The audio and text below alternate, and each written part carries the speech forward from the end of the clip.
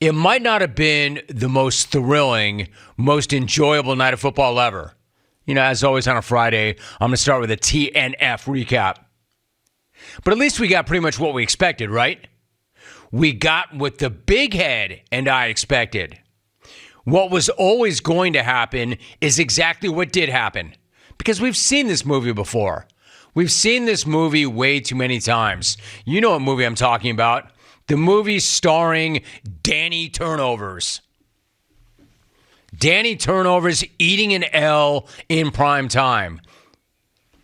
The one where he loses again with the nation watching. You know the saying, death, taxes, Danny Turnovers, playing like ass, and losing under the bright lights. This dude is now 1-11 in primetime games. Hey, it's not my money. I'm not saying they made a huge mistake by giving him all that money, but they gave all that money to a guy who is now 1-11 in primetime games. I mean, that's a primetime paycheck. It's almost gotten to the point where it's impressive in how unimpressive it is. 1-11? Kirk Cousins in primetime. Can't believe those numbers. So I'm going to ask once again, please, all networks, all streamers, stop making us watch Daniel Jones.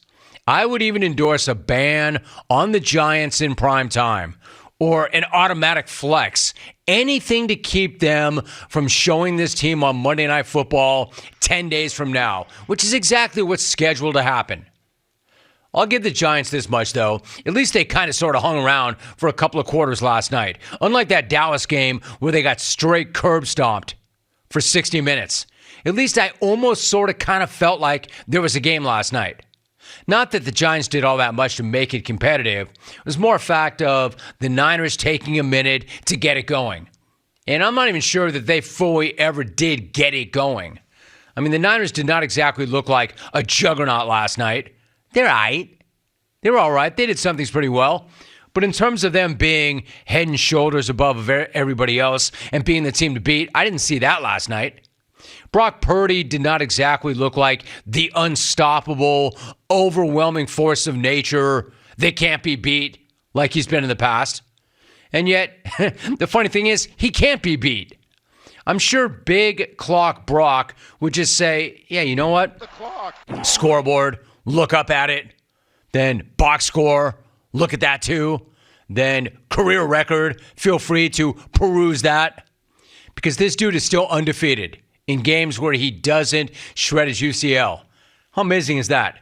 No matter how it looks, no matter how great it looks or how pedestrian it looks, this dude just doesn't lose.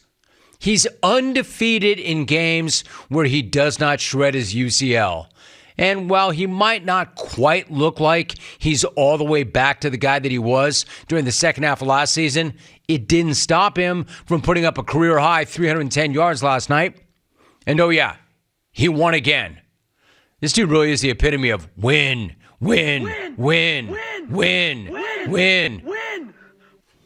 Big Brock continues to be one of the most astonishing quarterback stories since Bacon 46 took over in New England when he was just Bacon 24.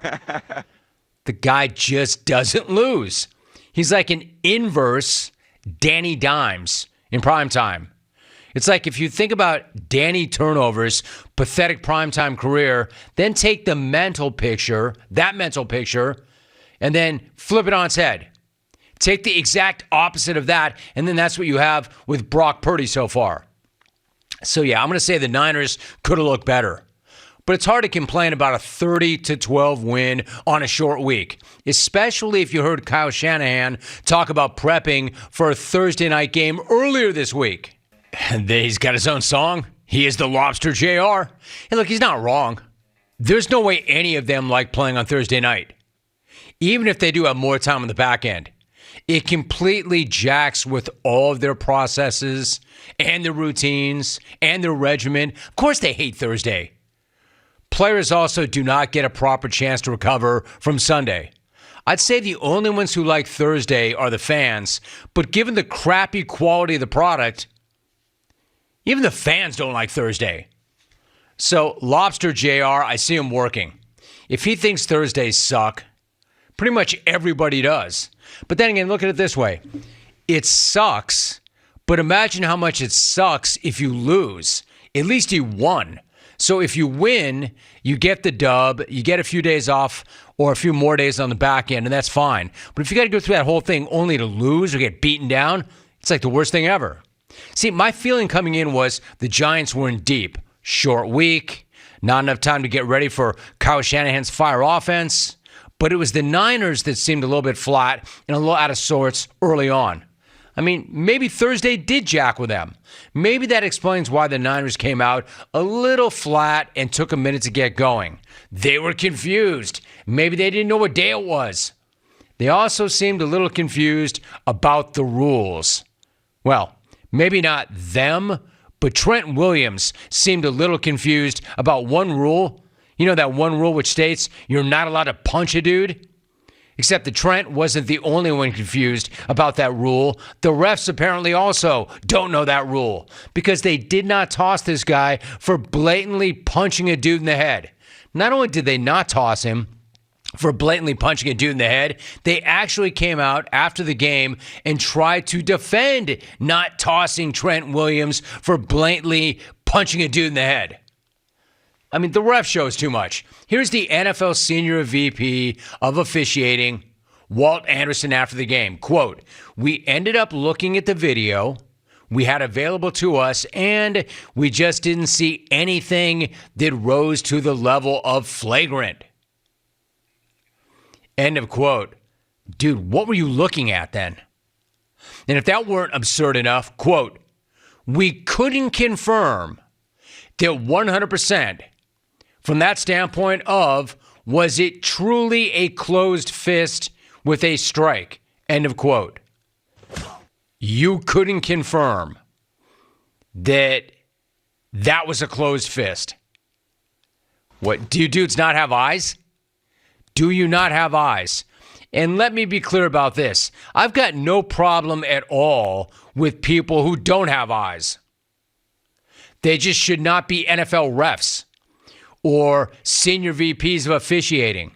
I mean, get that crap out of here. You got to be kidding me with that. Trent Williams himself didn't even deny that he did it after the game.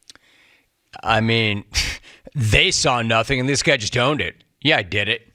It's incredible. The dude himself called it a right hook.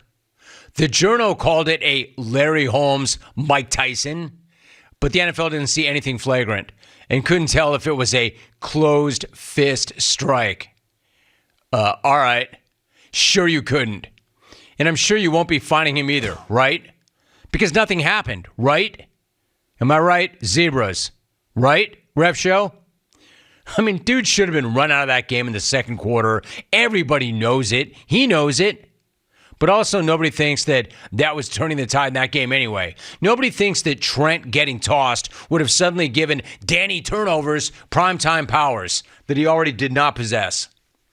The G-men have played one good half of football so far this season, and it was against the team that everybody thinks is trying to lose on purpose. So I will ask one more time, can we please flex these dudes out of Monday Night Football in 10 days?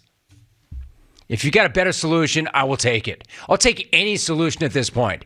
Any solution that doesn't involve me having to sit through another Danny and the Giants performance under the lights. Because if they didn't pay me, there's no way in hell I'd do it. In fact, even if they do pay me, I may not do it. I may roll in here a week and a half out and be like, yeah, you know what? No opening take on that game. There was no way you could subject me to Danny turnovers under the lights again. How many times do we have to do this? Thank you so much for watching. Please like, comment, and subscribe, and hit the bell to be the first to know when we do upload a new video.